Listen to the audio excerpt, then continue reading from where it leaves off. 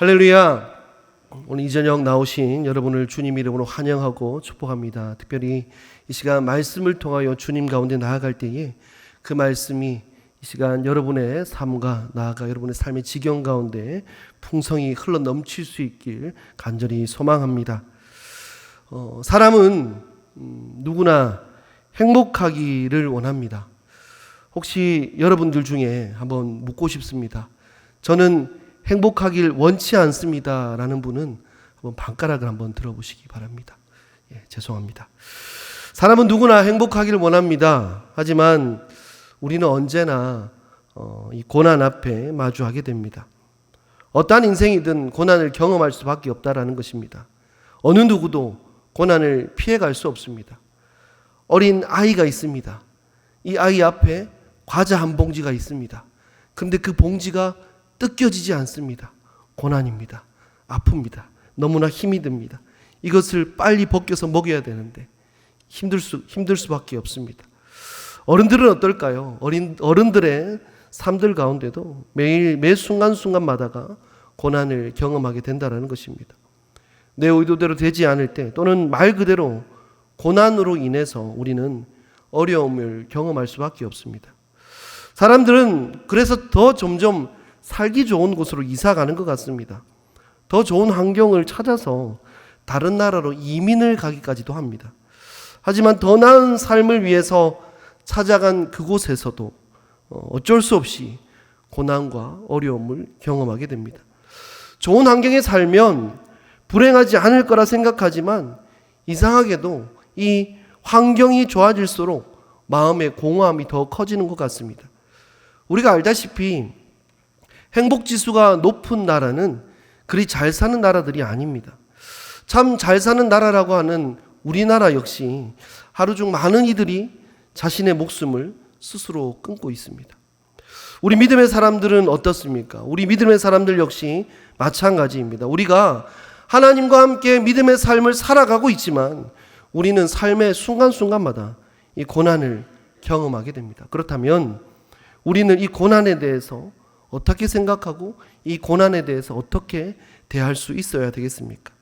오늘 본문의 시작은 다음과 같습니다. 1장 29절 말씀을 보니까 그리스도를 위하여 너희에게 은혜를 주신 것은 다만 그를 믿을 뿐 아니라 또한 그를 위하여 고난도 받게 하려 하심이다 라고 이렇게 기록하고 있습니다. 우리는 주님의 은혜로 구원을 받았습니다. 믿으십니까? 아니십니까? 여러분과 저와 여러분은 모두 하나님의 은혜로 구원을 받았습니다. 믿으십니까? 우리는 우리의 눈이 밝아졌고 그리고 우리를 주님께서 불러주시고 택하여 주심으로 말미암아 우리는 하나님의 자녀가 되었습니다. 주님께서 눈을 밝혀주시지 않았더라면 우리를 믿음의 자녀로 불러주시지 않았더라면 하나님의 자녀로 택하여 주시지 않았더라면 우리는 구원받을 수 없는 그러한 죄인된 우리였습니다. 그리고 본문은 그러한 죄인이었던 우리가 하나님의 자녀가 되고 우리를 구원하셔서 구원을 하신 그 이유가 바로 우리로 하여금 고난도 받게 하기 위함이다라고 성경은 말하고 있습니다. 그리스도를 위하여 고난도 받게 하기 위해서 우리를 하나님 자녀 삼아 주셨다라는 것입니다. 이 말을 곰곰이 생각해 보면 우리 그리스도인들은 세상을 살아가면서 우리의 인생 가운데 고난이 그치기를 기대하지 말아야 한다는 것입니다. 고난이 나의 인생 가운데 없을 것이라는, 나의 인생 가운데 고난이 피해갈 것이라는 기대를 하지 말아야 한다는 것입니다. 고난을 피할 수 없다. 그렇다면 내가 하나님을 믿는 것이 맞냐라는 질문이 듭니다. 내가 하나님을 믿는 것이 내 인생이 잘 되기 위함? 그런 속된 생각까지는 아니겠지만 어느 정도 내 삶이 형통하길 바랬는데 내가 주님을 믿는 것이 고난도 함께 받기 위함이다. 마음에 여러 걸림돌이 생기는 것 같습니다. 그렇다면 이 29절이 의미하는 바가 무엇이겠습니까? 본문 2장 1절은 그러므로라고 시작하고 있습니다. 앞에 절의 이야기를 이어서 말하고 있는 것이죠. 예수 그리스도를 믿음으로 고난도 함께 받아야 하는 그리스도인들이 서로에 대해 어떻게 해야 되는지 말씀하고 있습니다. 고난 가운데 그리스도인들의 자세에 대한 내용입니다. 우리 본문 2장 1절과 2절 말씀 우리 다 함께 읽어보았으면 좋겠습니다. 본문 2장과 1절 2절 말씀입니다. 시작. 그리스도 안에 무슨 권면이나 사랑에 무슨 위로나 성령의 무슨 교제나 긍휼이나 자비가 있거든 마음을 같이하여 같은 사랑을 가지고 뜻을 합하며 한 마음을 품어. 왜 사도 바울은 이 고난을 이야기하다가 갑자기 마음을 같이하라라고 말하고 있는 것일까요? 이것은 갑작스럽게 말을 바꾸는 것이 아닙니다. 오히려 아주 중요한 그러한 연결이다라고 말할 수 있습니다. 고난을 이길 수 있는 방법은 바로 하나님의 방법인 함께라는 사실입니다. 고난을 이길 수 있는 방법은 바로 함께하는 것입니다. 고난은 사람을 무너지게 하는 힘이 있습니다. 고난 앞에 섰을 때 우리 스스로는 아주 작게만 느껴집니다. 고난은 우리를 더욱 깊은 늪으로 빠지게 하는 것 같습니다. 하지만 우리는 고난 앞에 나 혼자가 아님을 기억할 수 있어야 되겠습니다. 하나님은 고난을 제거해 주시기보다 함께 견디자라고 우리에게 말씀하고 계십니다. 1절 본문 말씀 보니까 다시 보면 이런 말씀 이렇게 이야기하고 있습니다. 그리스도 안에 무슨 권면이나 사랑의 무슨 위로나 성령의 무슨 교제나 긍휼이나 자비가 있거든이라고 기록하고 있습니다. 여기서 등장하는 이 단어들은 모두 사람과 사람과의 그 관계에 대한 단어들입니다. 권면은 서로를 세워주는 것입니다. 위로는 서로를 붙드는 것입니다. 교제는 서로가 함께 나누는 것입니다. 긍휼은 서로 공감하고 불쌍히 여겨주는 것입니다. 다시 말해서 하나님은 고난 속에서 공동체를 통해 일하신다라는 사실입니다. 우리는 고난 앞에 어떻게 살아가야 되겠습니까? 고난에 대해서 우리가 어떻게 이해해야 되겠습니까? 오늘 본문은 우리에게 분명히 답하고 있습니다. 고난은 피해야 할 대상이 아니라 함께 감당해야 할 하나님의 은혜다라는 사실입니다. 그리고 그 은혜를 감당하는 하나님의 방법은 바로 마음을 같이 하는 것입니다. 사랑하는 여러분, 우리는 그동안 내 삶 가운데 있는 고난에 대해서 여러분들 어떻게 생각하며 살아왔습니까? 왜 나에게 이런 일이 생길 것일까? 어떻게 하면 이 상황을 벗어날 수 있을까? 왜 하나님은 나를 힘들게 하는 것일까? 하지만 오늘 말씀은 그 고난에 대한 우리의 질문을 바꾸고 있습니다. 이 고난 속에서 나는 누구와 함께하고 있는가? 나는 이 고난 속에서 공동체와 마음을 같이 하고 있는가? 그렇습니다. 고난은 없애야 할 문제가 아닙니다. 고난은 함께 짊어져야 할 십자가인 것입니다. 혼자 지면 무너지지만 함께 지면 견딜 수 있습니다. 그러므로 하나님은 고난을 주시면서 동시에 우리에게 공동체를 주셨습니다. 사랑하는 여러분, 오늘 하나님은 우리에게 이렇게 말씀하고 계십니다. 너는 고난 속에서 혼자 버티고 있지 않느냐? 혹시 저와 여러분은 힘든 일을 숨기고 괜찮은 척 하면서 혼자 견디려고 하고 있지는 않습니까? 그것은 믿음이 강해서가 아닙니다. 하나님이 주신 방법을 거부하는 것입니다. 또 하나님은 우리에게 이렇게 물으십니다. 너는 다른 사람의 고난을 외면하고 있지는 않는가? 우리는 쉽게 변명합니다. 내가 바빠서, 내가 힘들어서, 다음에 기회가 되면. 우리는 오늘 하나님께서 우리에게 주시는 메시지를 분명히 기억할 수 있어야 되겠습니다. 마음을 같이 하라. 이것은 선택이 아닌 명령이다라는 사실입니다. 사랑하는 여러분, 이제 우리는 고난에 대해 우리의 생각을 바꾸어야 하겠습니다. 고난이 올 때 혼자가 아니라 함께 설 수 있는 저와 여러분 모두가 될 수 있길 간절히 소망합니다. 누군가 힘들어 한다면 따뜻한 하나님의 사랑으로 다가갈 수 있길 바랍니다. 내 인생에 주어진 문제가 너무도 크게 보입니다. 하지만 내 문제 넘어 또 다른 문제로 힘들어하는 다른 이들을 바라볼 때 우리는 그 하나님의 마음을 배울 수 있습니다. 고난은 혼자 견디는 것이 아닙니다. 마음을 같이함으로 이겨내야 할 하나님의 은혜인 것입니다. 여러분, 고난은 혼자 견디는 것이 아니라 마음을 같이함으로 이겨내는 은혜임을 기억하며 나를 위해 고난받으신 예수 그리스도를 바라보며 주님과 함께 믿음의 길을 걸어 나아갈 수 있는 저와 여러분 모두가 될 수 있길 간절히 소망합니다. 계속해서 우리가 살펴봐야 할 또 다른 질문이 있습니다. 그것은 고난은 혼자가 아니라 함께 이겨내는 것이라고 했는데, 그렇다면 왜 우리는 함께하지 못하는가라는 물음입니다. 왜 우리는 마음을 같이 하지 못하는 것일까요? 성경은 그 이유에 대해서 아주 분명하게 정확하게 답변해 주고 있습니다. 본문 3절 말씀 보니까 3절 상반절 말씀 보면 이렇게 고백합니다.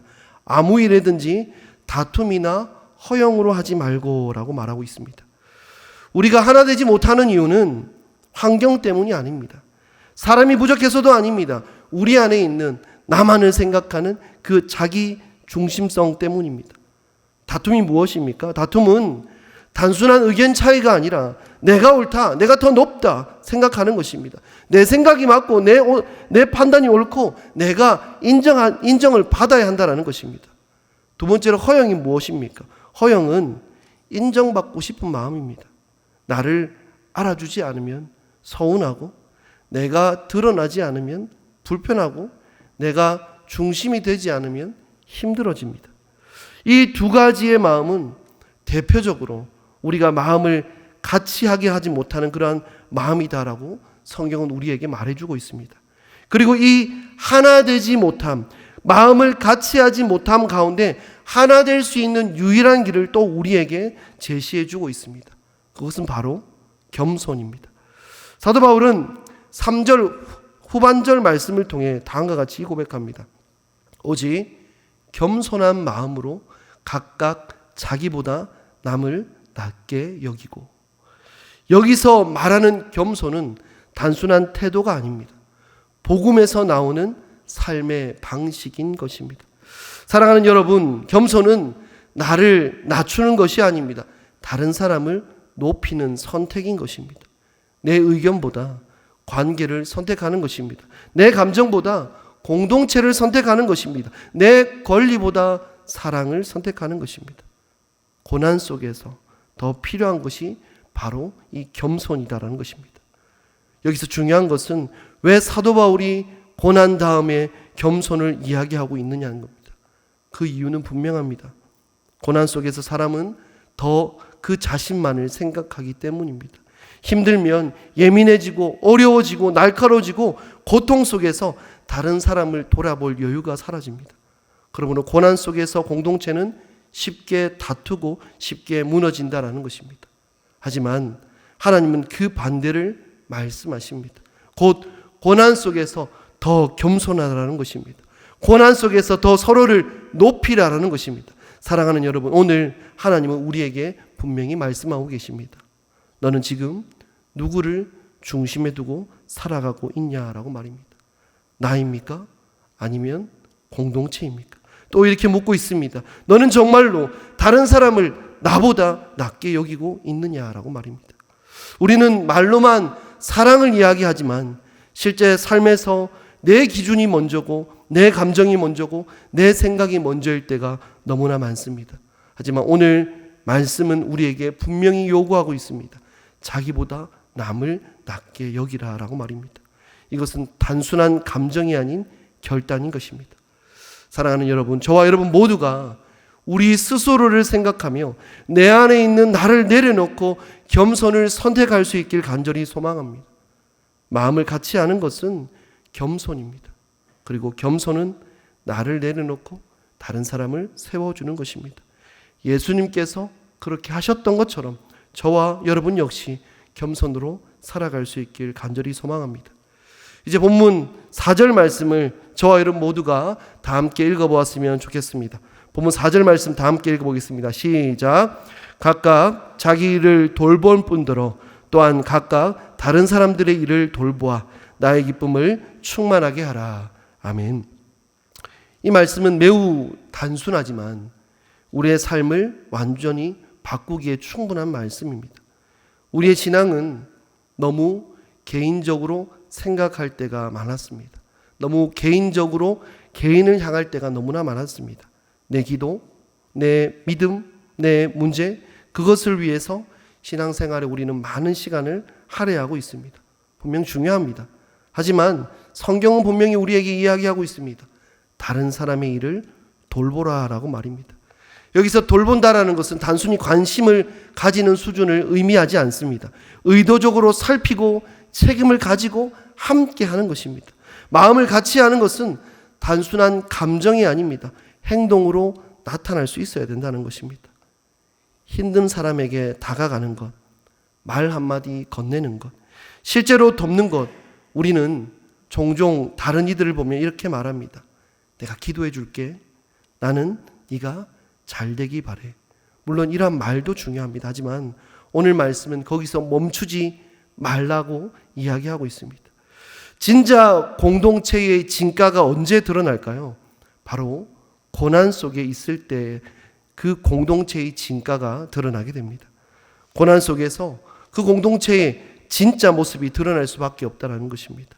힘들 때 함께 있는 사람, 어려울 때 떠나지 않는 사람, 아플 때 곁에 있는 사람, 이것이 바로 하나님이 원하시는 공동체의 모습인 줄 믿습니다. 사도 바울은 마지막에 이렇게 말합니다. 나의 기쁨을 충만하게 하라라고 말입니다. 공동체가 하나 될 때 서로를 돌볼 때에 복음의 기쁨이 완성된다라는 사실입니다. 오늘 하나님은 우리에게 마지막으로 도전하십니다.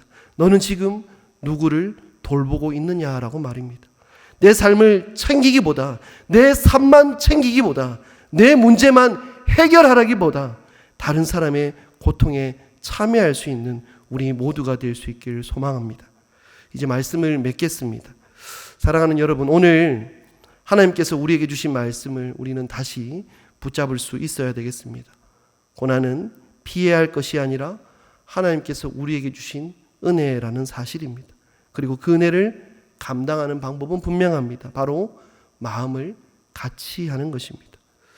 우리 교회는 지금 2030년 느헤미야 비전을 품고 나아가고 있습니다.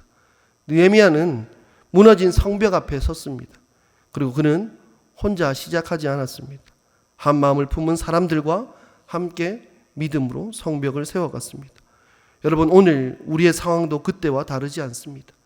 우리의 삶에도 무너진 부분이 있고 우리 교회에도 세워야 할 성벽이 있습니다. 그리고 그 사역을 하나님은 우리와 함께 하시길 원하십니다.